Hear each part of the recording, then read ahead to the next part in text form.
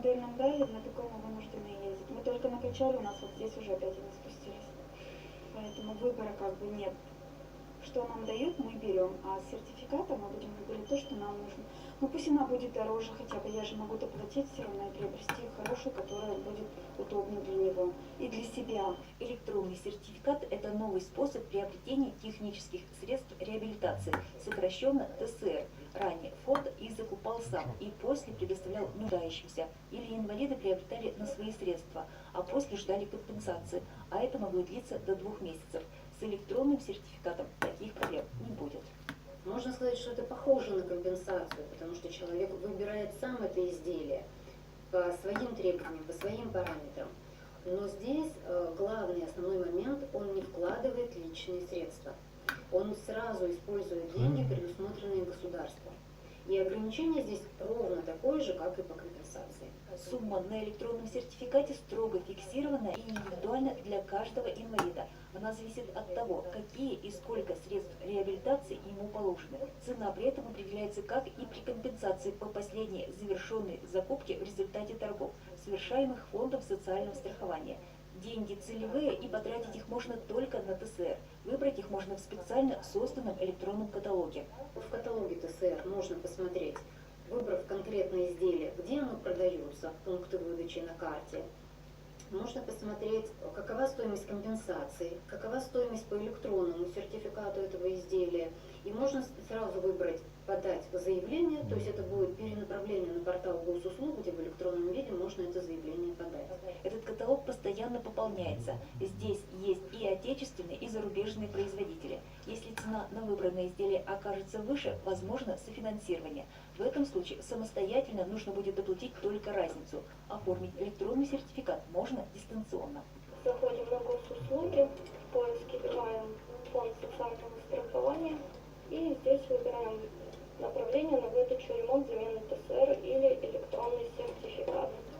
Вводим карту МИР, это обязательное условие для сертификата.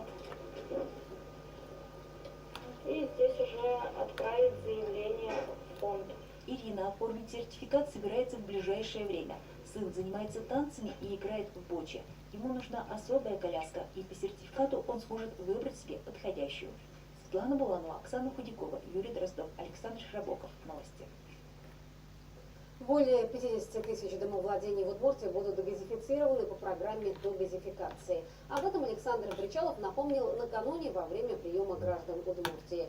О сложностях проведения к дому голубого тока во главе рассказала жительница Глазова. В прошлом году, по словам глазовчанки, газовики за подключение газа к ее дому запросили более 1 миллиона рублей. В этом году ее дом вошел в программу догазификации. Документы уже оформлены, работы газовики обещают провести уже в январе. В соответствии с указом президента Владимира Владимировича Путина принята программа, она в республике пообъектная программа догазификации. То есть вот ту самую трубу до границы участка вашего доведут бесплатно. Я дам соответствующие поручения и министру профильному Ришату Расиковичу Ибрагимову и главе города, чтобы на контроль поставили эту ситуацию и меня проинформировали об исполнении. Кроме этого, к главе обратились и общественные организации. Молодежь Воткинского района планирует провести в следующем году фестиваль с выступлением парапланеристов, запуском дронов и воздушных змеев. А «Мамы Удмуртии», так называется общественная организация, намерены с начала года запустить новый проект для поддержки детей из неблагополучных семей. Глава республики отметила значимость этих проектов и пообещал оказать необходимую помощь в их реализации. К другим темам. 14 предприятий Удмуртии станут участниками национального проекта «Производительность труда» в следующем году. Сейчас в нем участвуют 50 компаний, 40 из них уже приступили ко второму этапу реализации самостоятельному освоению бережливых технологий. На одном из таких предприятий побывала наша съемочная группа. Стандартная обработка деталей, то есть эта деталь потом покрывается составом нержавеющим и идет на узел на робот. Это оборудование, объясняет Максим Бондарев, они делают для нефтяников. Процесс сборки робота очень трудоемкий, но за последние 2 года его смогли значительно ускорить. Помогли технологии бережливого производства. И сейчас все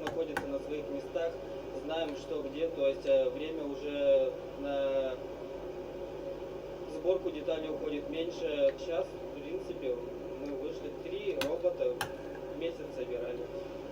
А до нас проекта было меньше, да? Да, было меньше. Насколько? Ну, там в месяц, наверное, около робот собирали. Это предприятие одним из первых в республике стало участником национального проекта. За 2 года смогли увеличить производительность на 40%. И это за счет внедрения бережливых технологий. Знакомиться с ними начинали на одном участке, теперь осваивают и на других. Мы планируем все наше предприятие сделать бережливым. И на сегодня мы работаем уже на 3-м участке и планируем растиражировать эти полезные практики на все участки нашего предприятия. Сегодня в нацпроекте «Производительность труда» участвует более 50 предприятий республики. И не только промышленное, но и строительство, торговля, сельского хозяйства. В следующем году участников станет больше. У нас 22 год, 14 предприятий зайдет в проект, присоединится к проекту. И 23-24 должен быть 14 предприятий. Такими темпами мы идем. Большая часть, наверное, да, действительно, это предприятия промышленности, это 3/4, наверное, всех вошедших. 40 предприятий участников нацпроекта уже перешли ко второму этапу реализации. Теперь они уже самостоятельно осваивают бережливые технологии. Александр Демидов, Павел Яскин. Новости. В Удмуртии построят новый индустриальный парк. Проект представлен на форуме «Сделано в Удмуртии». Парк площадью 40 гектар расположится в Завьяловском районе Удмуртии. Строительные работы на площадке планируют начать уже в следующем году. Резиденты парка смогут воспользоваться новым финансовым инструментом «Промышленная ипотека». Сегодня, конечно, у нас уже есть первые 3 резидента. Конечно, в перспективе, это готовая площадка сегодня для реализации бизнеса. У нас есть понимание, что их будет кратно больше. Потому что в том числе мы предлагаем такой финансовый инструмент, как промышленная ипотека. Такого, не то что в регионе раньше не было, такого нет в стране, можно так сказать. Мы, по сути дела, без банков, без залогов, без каких-то предпринимателей. Под их проект строим промышленные корпуса.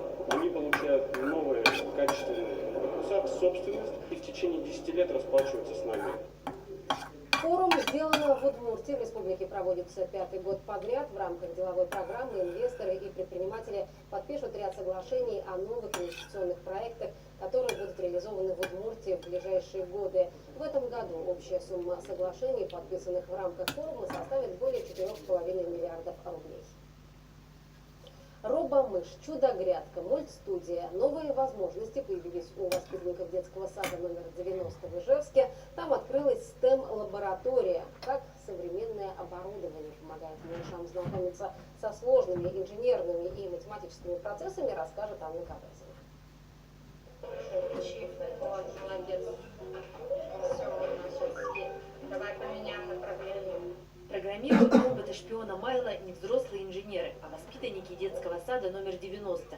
Ребята сами пишут алгоритмы, по которым должен двигаться робот, задают ему задачи и вместе находят решение. А благодаря этой чудо-грядке малыши могут увидеть, как из зерен пшеницы вырастает колосок. Естественные процессы, благодаря современным технологиям, ускоряются в несколько раз. Мы их посадили в пятницу, а на следующую неделю мы ходили, и они все больше и больше вырастали. Робомыш и робопчела, визиборды, мультстудия, конструкторы. Все это часть модулей образовательной программы STEM. Она включает в себя естественные и инженерные науки, технологию и математику. По этой системе в 90-м саду работают не первый год, а недавно здесь по инициативному бюджетированию приобрели еще одну лабораторию. Теперь малыши могут узнавать даже о сложных математических процессах.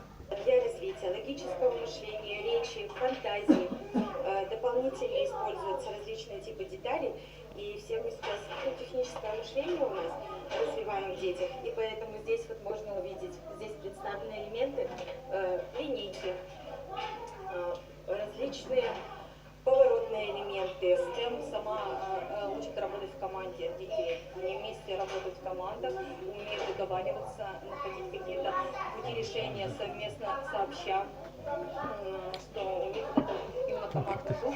90-й детский сад стал пилотной площадкой STEM-образования в Ижевске. Первые модули этой программы появились здесь еще 5 лет назад.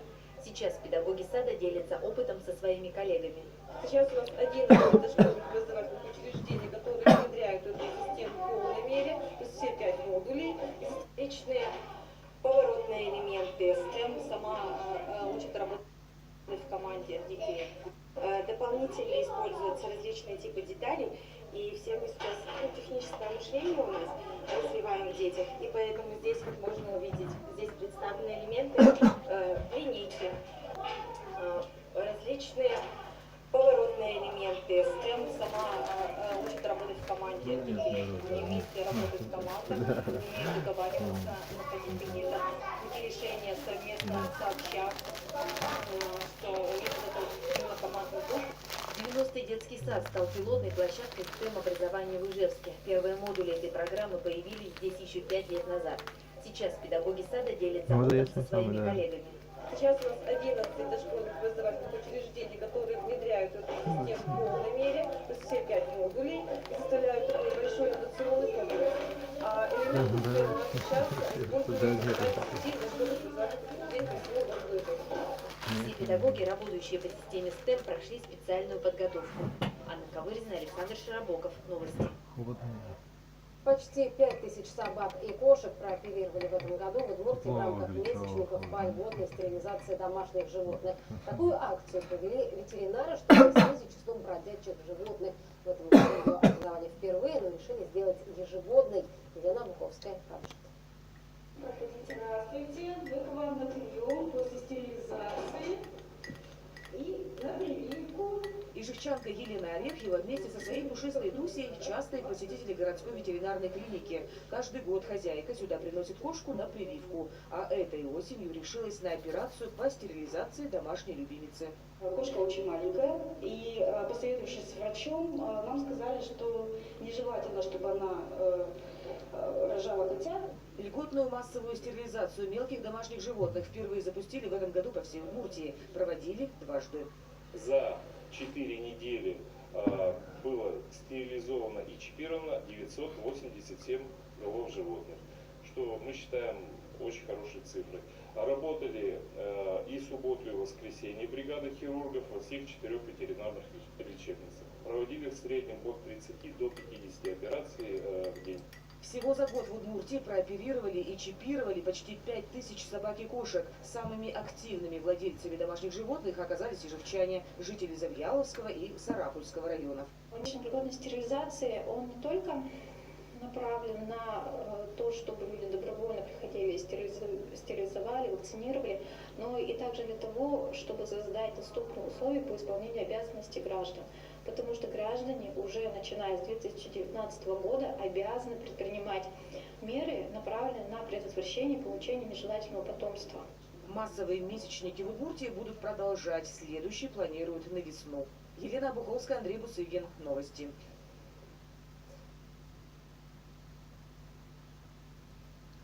Session of Piano TV.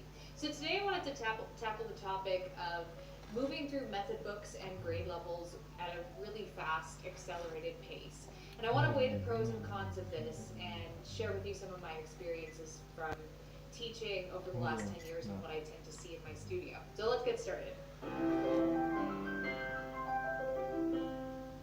So this question comes from Ripcon, and I'm really sorry, I probably mispronounced your name, who asks, I am about to finish Alfred's book level 1 in a month and a half. Is there anything I'm doing wrong? Perhaps you could discuss this kind of thing in your next video. I am afraid to skip something important. So I wanted to answer this question, but I've been asked this question so many times and in so many different ways that I felt like it was finally worth talking about. A lot of people will say things like, oh, I'm playing grade 8 music after 2 years, or, oh, I raced through my method books, and I wanted to kind of explain my position on the matter. So a comparison I want to make is with the traditional school system. So here in Canada, the regular school system is 12 years, it's 12 grades, and then there's a 13th year, which is kindergarten. And if you were an adult and you'd never been to school, but you weren't like stupid, you like had some knowledge, but you just never actually went to a formal school, you would almost definitely rapidly progress through kindergarten, the first few grades. And probably by about grade 6, your progress would start to slow down a little bit and it would start to even out. It just depends on, you know, what kind of basics and stuff you were comfortable with. So maybe you could get through, like, say, the first 6 grades of school in like 1 or 2 years, but then it would take you 4 to 6 years to finish the remaining 6 grades of school. I feel like the same thing is true of music. So some people can zoom through all of the beginner stages if they are really dedicated and they work hard, and if their coordination is decent. Some people start out with better coordination than other people. So if your physiology isn't working against you, then you can make this kind of rapid progress, and that's pretty normal. But what I unfortunately see a lot are people who just completely like bypass the entire intermediate range of piano. So it's like they go from minuet and G all the way to Chopin waltzes and nocturnes and like nothing in the middle. It's like from 0 to 100, and they're skipping like all of these years of learning. So that would be like, you know, being in grade 4 of a regular school, being like, you know what, I think I got all the basics down. Time to go to high school. It just doesn't make sense to skip that much learning. So for people who do that, entirely bypass like a big chunk of their musical development, you can still learn challenging pieces. Just like if you were to skip all those grades in school, you could still, you know, study hard and pass and figure everything out, but you're going to be working so much harder because you're going to just have natural gaps in your knowledge. Now, I don't think it's unreasonable to go through a method book in a month and a half, as per your example.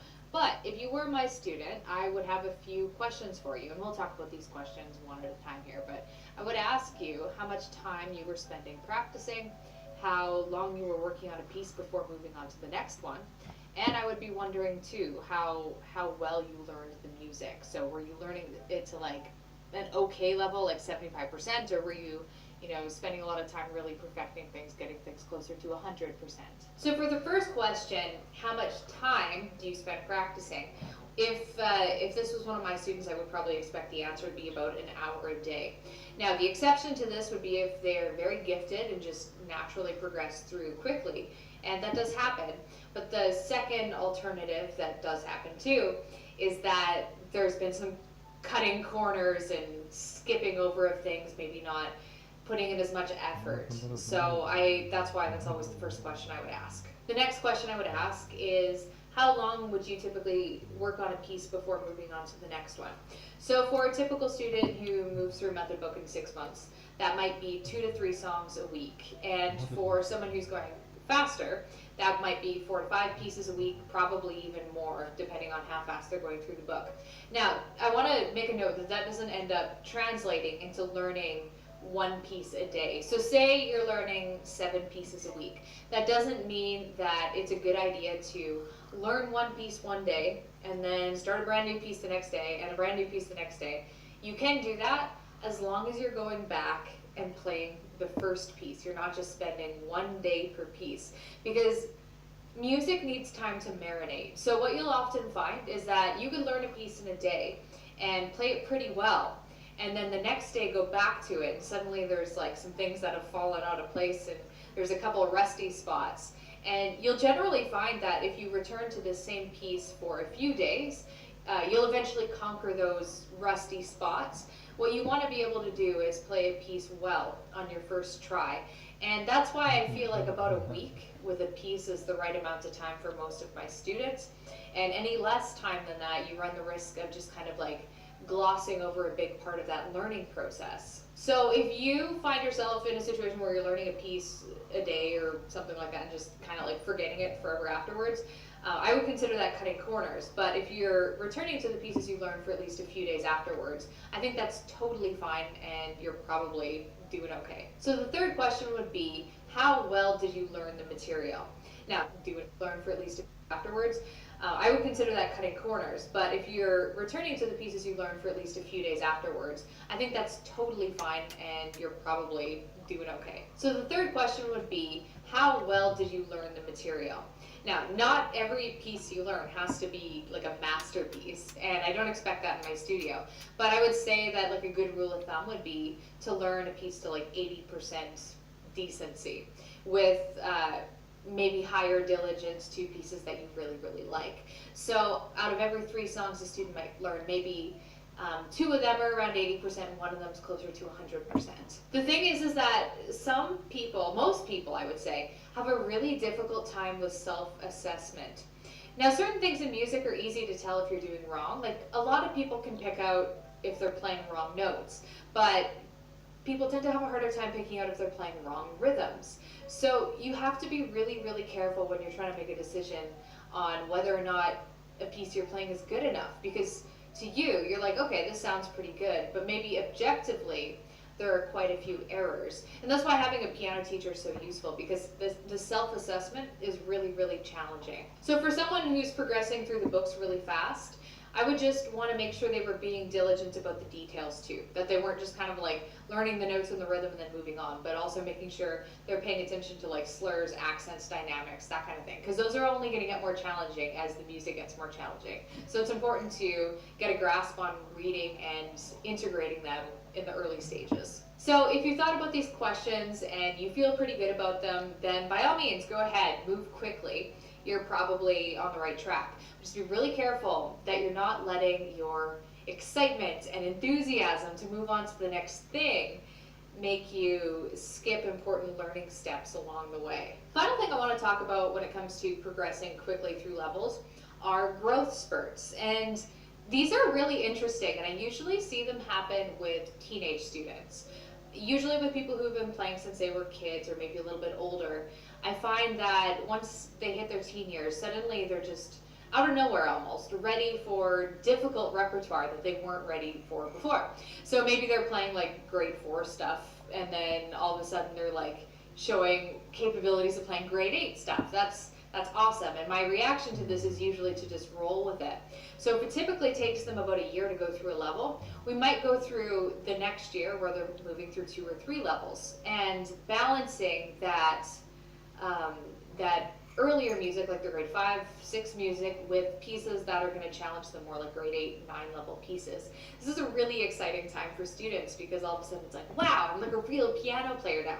But still, even though I kind of work with their growth spurt, we don't skip over intermediate repertoire. That's like, if there's any takeaway from this video that you have, don't skip over the really important basics. These growth spurts also don't usually go on indefinitely. Usually they'll happen like for a year or so, and then they're kind of back to their normal 1 grade a year level. And if you've never experienced one of these growth spurts, some people don't, and maybe you won't, or maybe one's right around the corner. They are really fun when they happen, and don't hold yourself back with music that's too easy when this happens to you, if it does. But just be careful that you're not going so fast that you're skipping over really important stuff. If you go straight from minuet to G to a Chopin nocturne, and you skip out all that middle stuff, you'll still be able to play the notes of the Chopin nocturne. You'll still be able to maybe, play it with some amount of accuracy.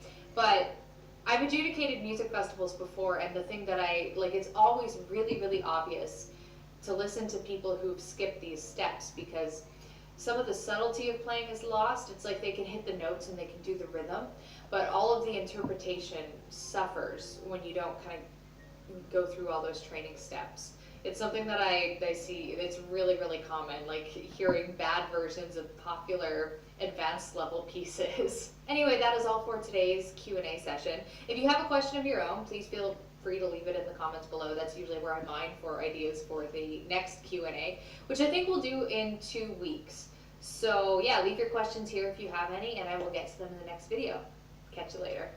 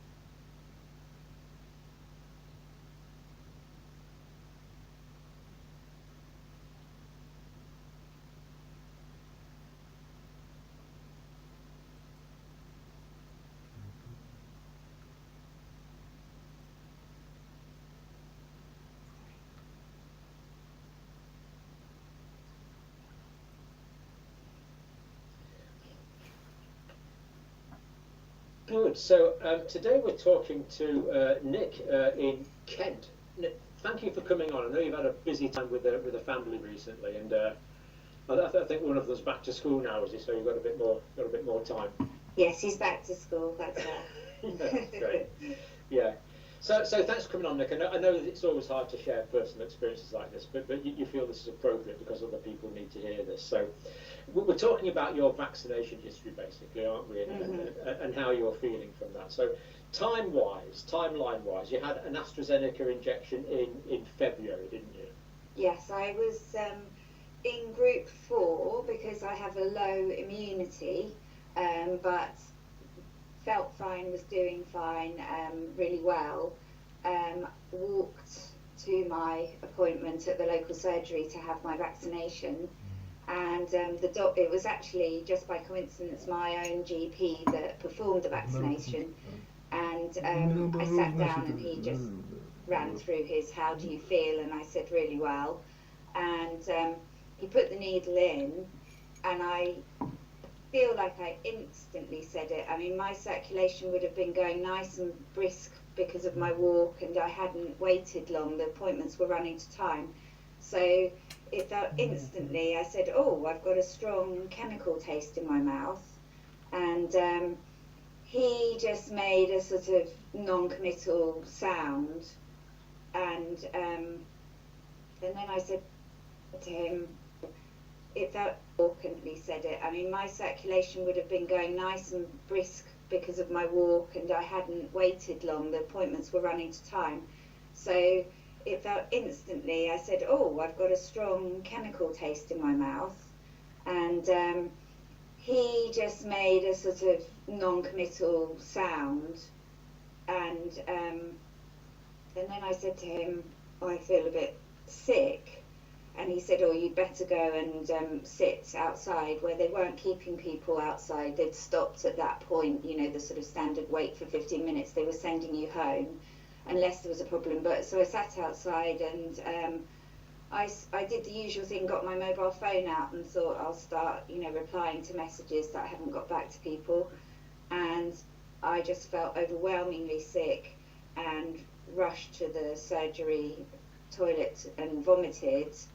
And then a nurse took me back in to see the doctor, and I said to him, I can feel shivers running up and down my body, and it was just like a bam, bam, bam of symptoms that you could argue were unrelated, you know, the shivering and the nausea, and then, believe it or not, I coughed for a bit. I mean, it was just like a checklist of some of the COVID symptoms, or even some of the COVID symptoms we now know. And then my nose ran, you know, just watery, running instantly. But the coughing and the nose running, which they now talk about all the time as being classic COVID symptoms, I'd be surprised if they even lasted a minute or so each. It was that fast, but it was so quick going through my body. And I can't honestly say at what point my head started to ache, but I had a headache when I was leaving. And they just said, oh, well, you better go home and take some paracetamol and rest. And because I think their main concern was my airway blocked. I didn't feel any swelling of either my lips or my tongue, you know, or my throat. So I couldn't say I felt like that, but I felt dreadful. And I had to get a friend to give me a lift home. And my son was visibly shocked when he saw me, because he'd seen me skip off to go and get it. I mean, and I really had, you know, we're walkers, and I keep fit. And I don't really remember much about how I felt the rest of that day, apart from I know I felt dreadful. But I do know that by 8 p.m, which is far too early for my son to go to bed, I said to him, come on, let's get you all sorted, and do you mind going to bed early so I can switch everything off and, you know, lock up, and because I said I don't think I can stay upright, functioning for much longer. And by that point I was shivering a lot. I didn't have much of a temperature at all, just only ever so slightly raised. and I just remember going to bed at about 8 p.m. and just curling up in a ball and just shaking so violently and my teeth chattering so wildly that it just like bang, bang, bang, bang, bang, like that for a long time, almost convulsing, you know, that I was, but it wasn't convulsions. I've seen someone have convulsions and it wasn't that, but that I just thought I'm going to crack my teeth with how violently they're banging together. For a long time I lay like that in bed until I just fell asleep. So perhaps for an hour or so I was shivering like that with my teeth, and I genuinely think I exhausted myself with it, you know, and I just fell into a deep sleep, and I don't even remember waking up during the night, even though it was an early bedtime. But the next morning when I got up, I don't know the exact order of what, there was a lot going on, which makes it really hard to relay. There was an awful lot going on. I had a strong pain in my kidneys, which from that point lasted about 3 or 4 days of drinking lots and lots of water, you know, because I'm aware that that's something you can do for your kidneys. I felt incredibly dehydrated. Now I know you will probably say if you have a fever, you want to drink plenty so you don't get dehydrated. But with low immunity, I've had many upper respiratory illnesses, you know, just regular illnesses, lots of colds, maybe with a bit of a temperature as well and whatever. And I'm used to managing myself, and I'm used to always drinking lots of water and being well hydrated as an absolute, you know, foundation of getting past any illness, where you, especially if you've got a slight fever. So what I'm saying is it was different. The level of dehydration was absolutely profound, and I looked in the mirror and I felt that even my face looked more wizened, you know, and it's gone back to what I think is how my face normally looks. And my eyes were so dry, they were scratchy, you know, I just was so dehydrated. So something about the process had really dehydrated me without me sweating, because I hadn't been sweating, and I don't believe I was sweating through that sleep, because, you know, my nightwear wasn't wet, or, you know, like I've had the odd fever where your top's just drenched, isn't it? You know, so it wasn't like that. It was just something, I don't know, internally that had massively dehydrated me.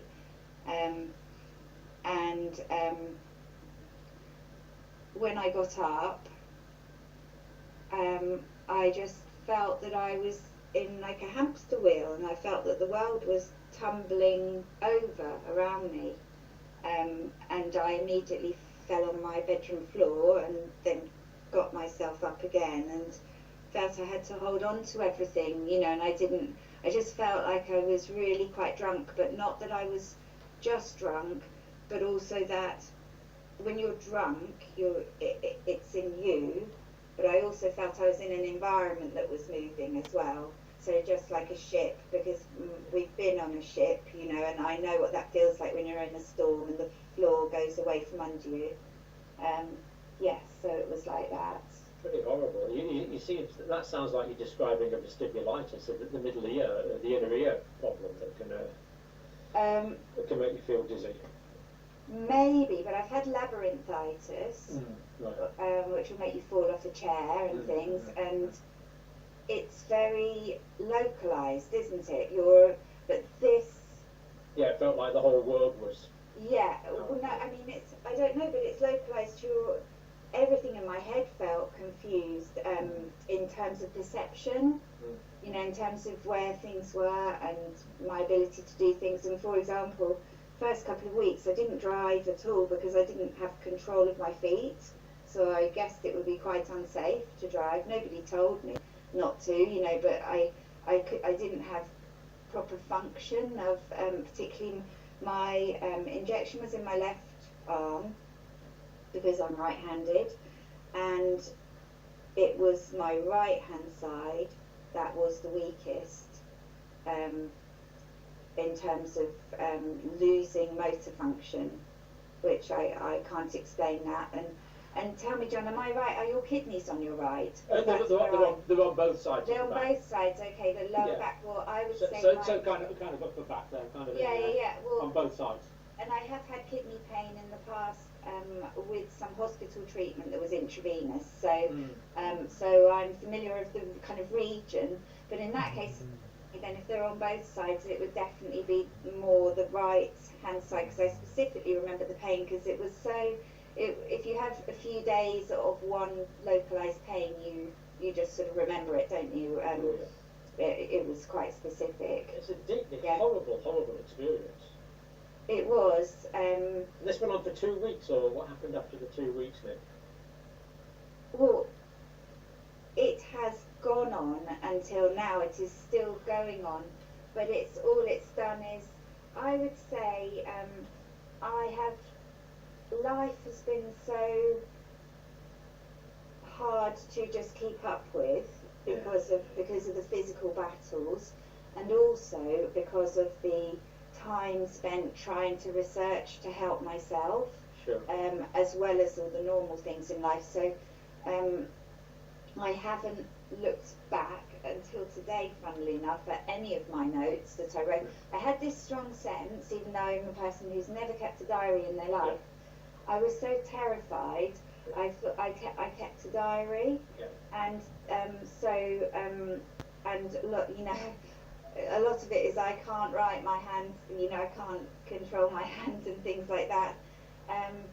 But I can't give you an exact time. But I would say so. It was February.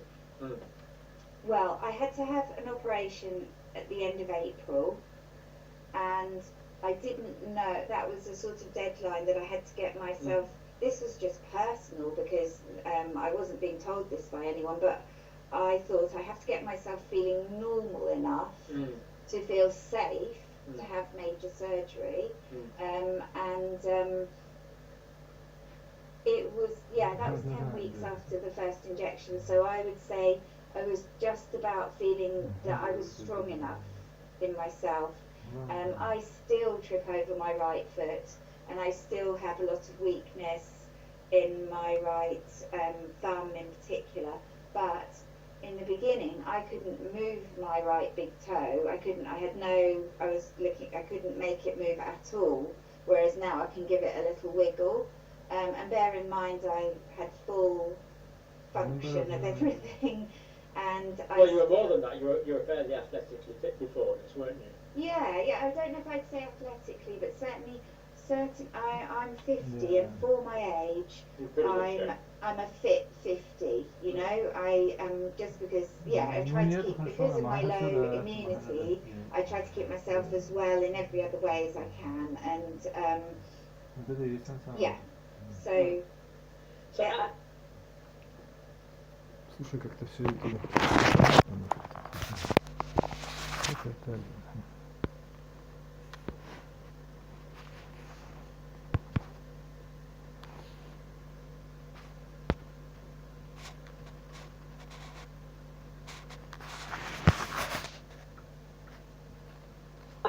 At the time, did the GP take you?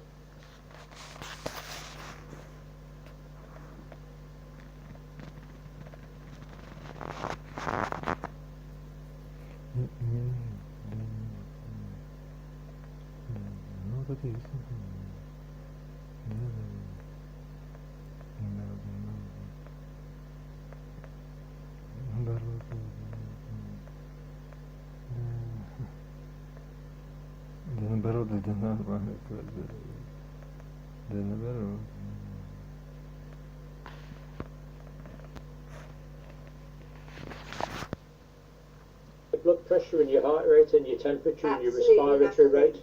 They didn't do basic observations. They didn't want to see me. They didn't want. No. I don't know. I wondered if I could read you something. Please. An email I wrote. I'll try and let me find it. So there's a website I want to give you. Yeah, this is it. Okay. Are you aware of of this website, C19vaxreactions.com? I've heard of it. Yeah.